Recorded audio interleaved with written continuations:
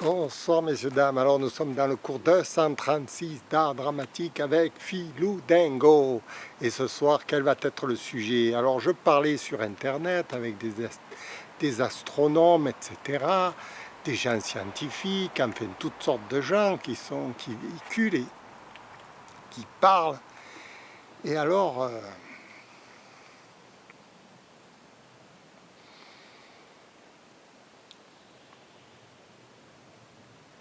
bon, si vous voulez, on va faire un peu d'économie. Bon, je sais que ça vous plaît pas trop, l'économie, tout ça, mais on est obligé un peu d'en faire de temps en temps. De temps en temps.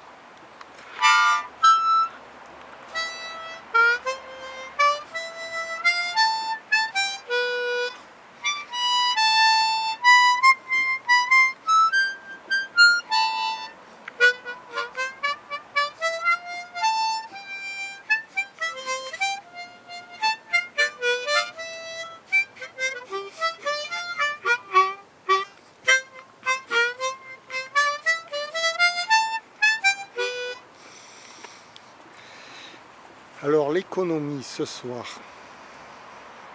Alors, il faudrait bien se rendre compte de ce qui se passe dans le monde un peu.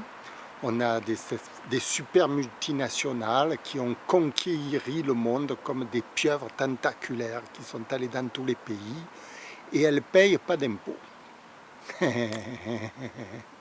Comme toutes les pieuvres, n'est-ce pas, elles vivent dans la mer tranquille.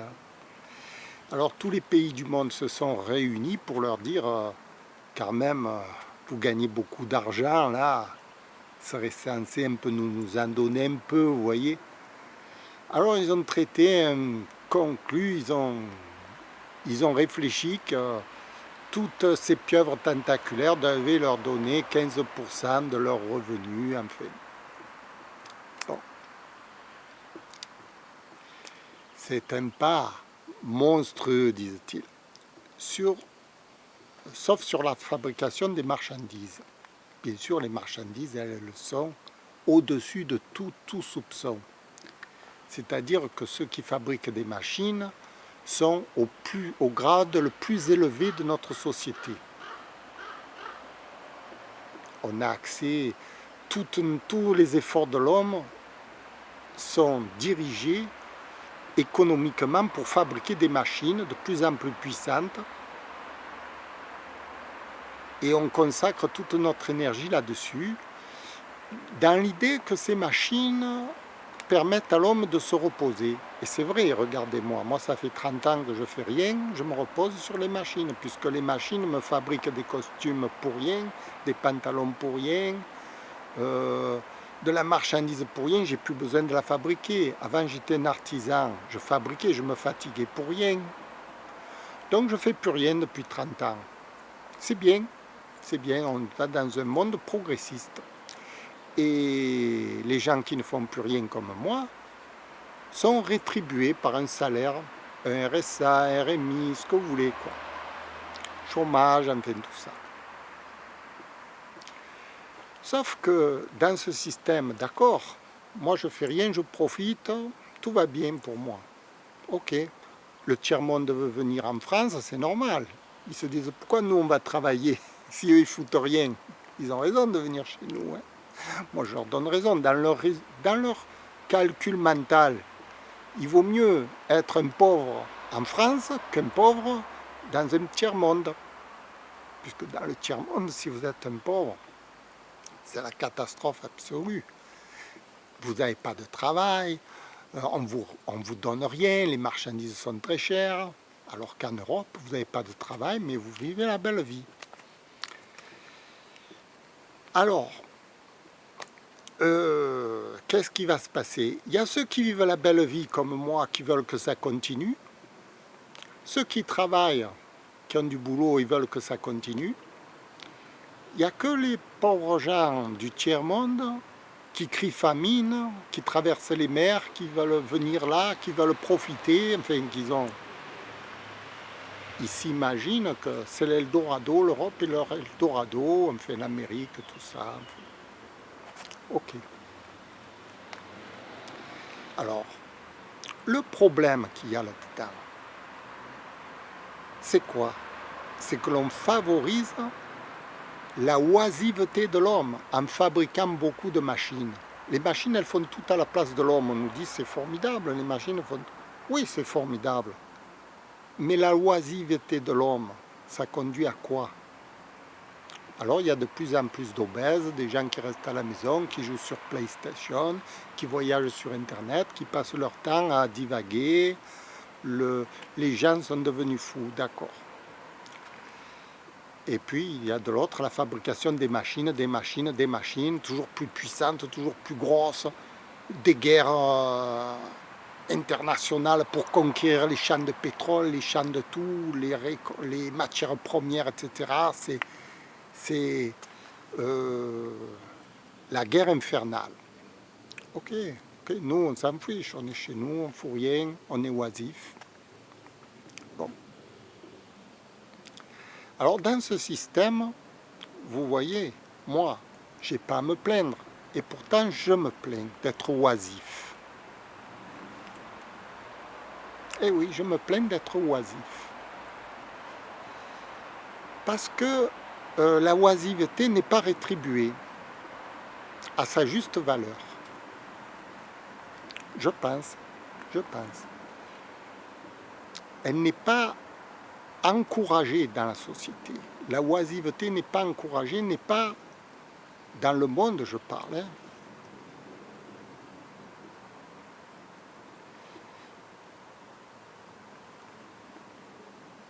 Elle est forcée, parce qu'on ne trouve pas de travail. Comprenez bien que si moi j'avais du travail, je continuerai à travailler. Je suis maître artisan, je fabrique des costumes sur mesure. Si j'avais du travail et que je gagnais bien ma vie, je continuerai. Mais c'est pas possible, hein, puisqu'on a proposé la fabrication qui remplace toute la main-d'œuvre.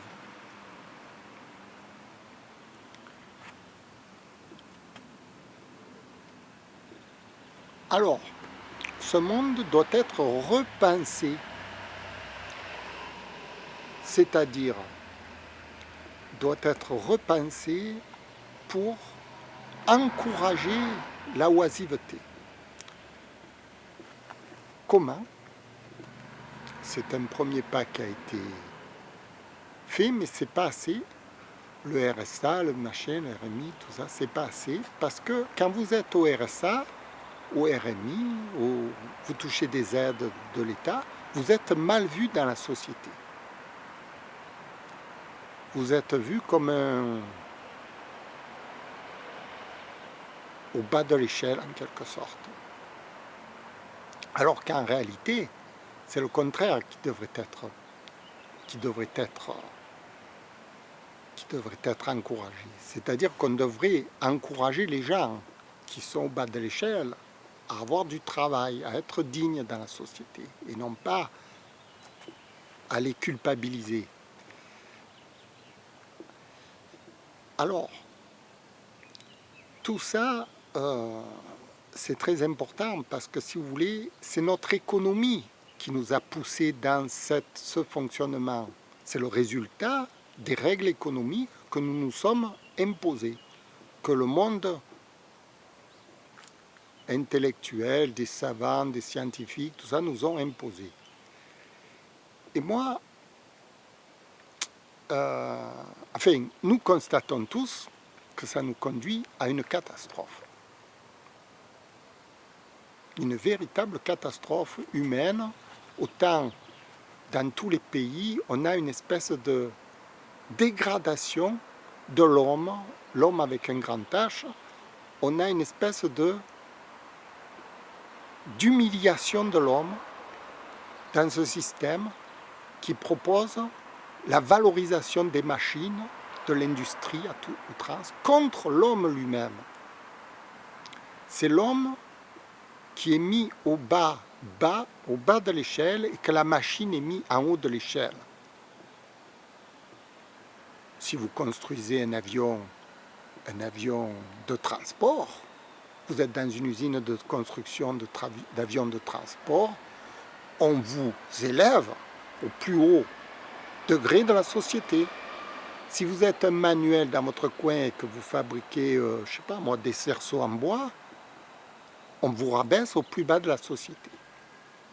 Alors que théoriquement, le cerceau en bois que vous allez construire va tisser un lien dans la société entre les hommes, c'est-à-dire que l'artisanat, les services rendus les uns des autres, les voisinages, etc., c'est ce qui rend l'homme digne, alors que la machine déshumanise l'homme. Alors qu'on a mis tout l'accent sur la construction de cette machine. Pourquoi ? Parce qu'il y a une rivalité internationale entre tous les pays, à savoir qui c'est qui va construire la machine la plus monstrueuse pour écraser l'autre. Course à l'armement, course à la guerre nucléaire, course à la conquête de l'espace, entre tous les pays pour savoir qui c'est qui va dominer le monde. Course à la monnaie internationale, etc. C'est une course effrénée de destruction massive. Donc à un moment donné, il va falloir se réveiller qu'on est dans un mauvais système et qu'il va falloir renverser les rôles et attribuer un rôle secondaire à ceux qui fabriquent des machines et à valoriser le travail artisanal, le petit travail que tout le monde sait faire à la maison, vous voyez. Vous aidez quelqu'un dans la rue, vous aidez votre père, votre mère, vous aidez votre cousine, vous aidez votre cousin. Ces petits travaux qui sont dénigrés par la société, vous faites le taxi, vous amenez quelqu'un en voiture, vous lui faites plaisir. Tous ces petits travaux-là qui sont rabaissés dans notre société. Moi, par exemple, je donne des services à tout le monde.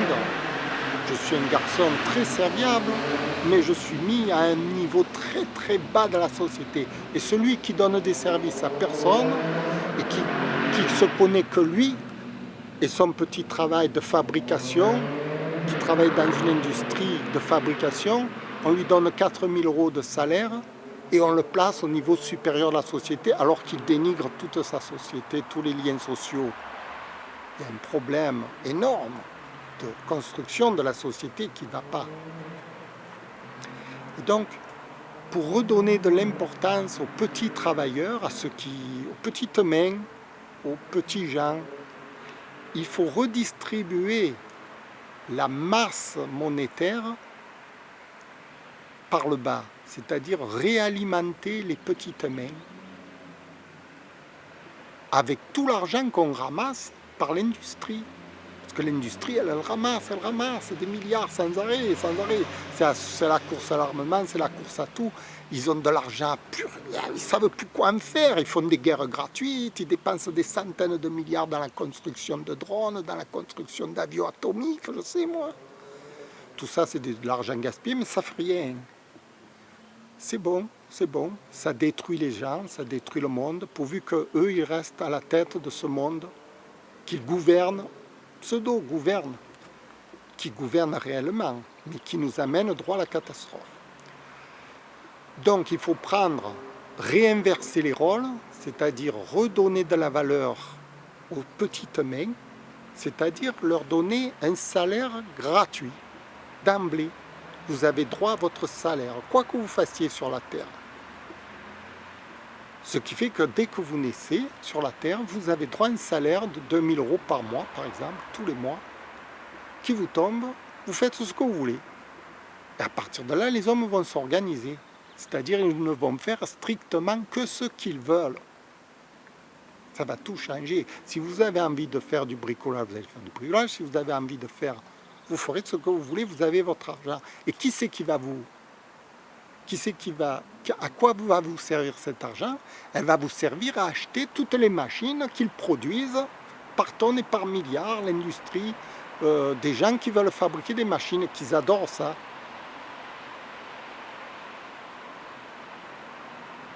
Puisque le monde est orienté machine, il faut bien qu'il y en ait qui les achètent, ces machines. Donc il y aura ceux qui fabriqueront des machines, ce sera les hommes robots, et il y aura ceux qui en profiteront, à qui on donnera un salaire gratuit pour profiter de ce monde, de cette construction, de cette technologie avancée, dont l'homme est fier.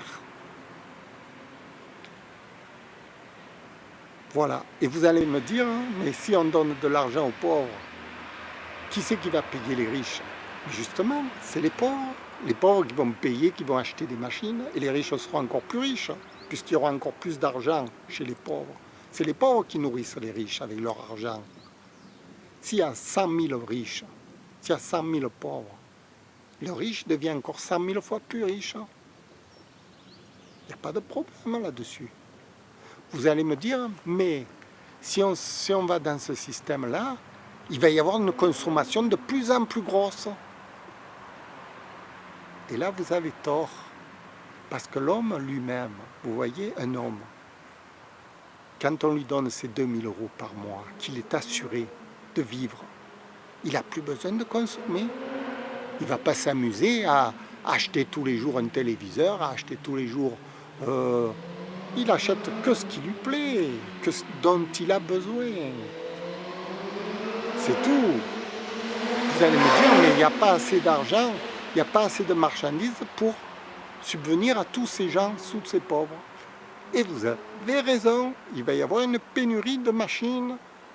À ce moment-là, puisqu'il y aura une pénurie de machines, les gens vont être intelligents. Ils vont fabriquer des machines encore meilleures, qui dureront plus longtemps, des machines plus efficaces, des choses dont vraiment l'homme a besoin, et pas des trucs absurdes. Pas des machines qui s'usent en 10 minutes, vous avez jeté votre argent, vous avez acheté des trucs. Toutes les machines qui seront, comment je peux dire, inutiles, vont disparaître de la surface de la Terre. Il ne va rester que les machines utiles, parce qu'elles seront utiles. Vous comprenez? Parce qu'on ne pourra plus gaspiller à fabriquer des machines inutiles. Si on fabrique des machines inutiles qui se cassent, on a besoin sans arrêt d'en fabriquer de plus en plus. Et on ne peut pas subvenir à tous les pauvres de la planète. Tandis que si on fabrique des machines qui durent 30 ans, une machine qui dure 30 ans, c'est comme si vous aviez produit 30 machines qui durent un an. Et vous économisez non seulement sur la marchandise, sur la qualité, et vous rendez tous les hommes heureux. Voilà, c'est une redistribution de la pensée et du monde qu'il faut envisager, vous voyez. À un moment donné, quand on est trop sur la Terre, bon, actuellement, les gens, ils s'en fichent de voir des malheureux sur la Terre. Mais les malheureux, ils vont faire une révolution. Ce sera obligatoire parce que c'est comme ça. Quand il y a une injustice sur la Terre, les gens se révoltent. Et ça va faire des cataclysmes. Pourquoi tous ces malheurs? À quoi ça sert de vivre dans un monde où il n'y a que des malheurs? Arrangeons le monde de façon à ce que tout le monde soit heureux sur la Terre, au lieu de les rendre tous malheureux. Voilà.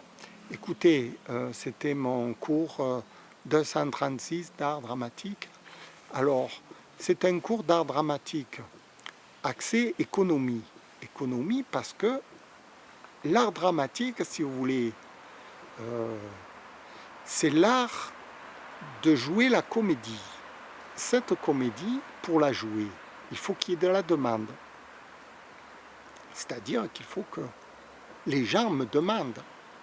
Or, personne ne me demande.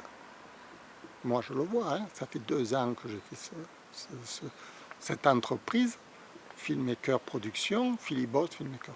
Personne ne me demande. Donc, c'est pas que les gens ne veulent pas, c'est qu'ils ont d'autres idées. Ils préfèrent mieux investir dans de la marchandise que dans du service. Et donc, mon cours d'art dramatique défend sa paroisse, défend les services. C'est pour ça que je parle d'économie. Parce que dans ce système économique nouveau dont je vous dis, où les gens seraient rétribués par le bas, il y aurait beaucoup plus de sociabilité, il y aurait beaucoup plus de gens qui auraient le temps d'acheter des cours, de se former, puisqu'ils n'ont plus rien à faire, l'argent leur tombe, vous voyez. Ils pourraient s'acheter des cours, ils pourraient s'acheter de tout. Et faire travailler des gens passionnés comme moi qui travaillent pour le plaisir, parce que tout le monde doit travailler pour le plaisir sur la terre, et non pas travailler pour un salaire, ce qui est différent. Voilà, la conclusion de ce cours, c'est travaillons pour le plaisir, et non pas pour un salaire. Le salaire doit être gratuit dès le départ, ce qui fait que vous faites ce que vous voulez sur la terre. Faites comme moi, vous voyez, ce que vous voulez.